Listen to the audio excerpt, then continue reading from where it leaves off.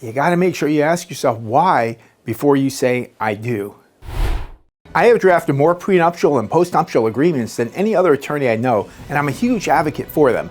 They help address issues early on when you're in a good place, rather than when the tensions are high if the marriage is coming to an end. So what I want to give you today is 7 prenuptial reaction red flags that you can't afford to ignore. Here's the first red flag. A prenup is meant to protect both parties in the case of a divorce. If your partner gets defensive at the suggestion of a prenuptial agreement, that's a red flag. This could show that they're unwilling to discuss finances openly, leading to issues during your marriage. As an example, they might say, "Why do you want a prenup? Don't you trust me?" This kind of response may reveal a reluctance to share financial details or a fear of mistrust. The second red flag is this. If your partner avoids or delays the prenup conversation, it may show that they're unwilling to tackle financial matters. This can cause misunderstandings and unresolved concerns. Here's an example. One partner repeatedly brings up the need for a prenup, but the other one always changes the topic. This avoidance could indicate a reluctance to discuss finances or a fear of confronting potential issues.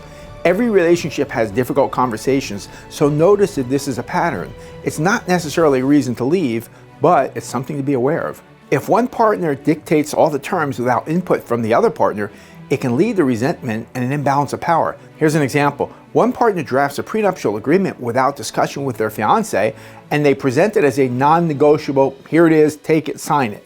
Well, this approach shows a lack of consideration for the other partner's feelings and can strain the relationship.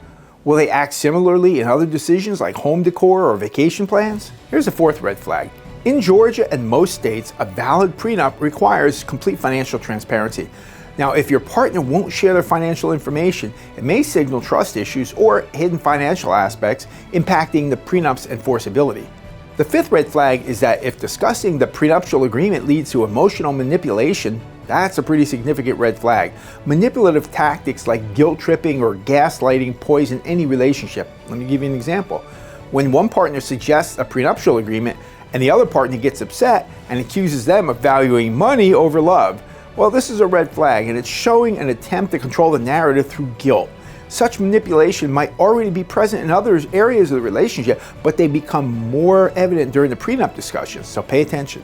Here's red flag number 6. A prenuptial agreement must address debts and liabilities, not just assets. Now, overlooking this can lead to disagreements and financial burdens post-divorce.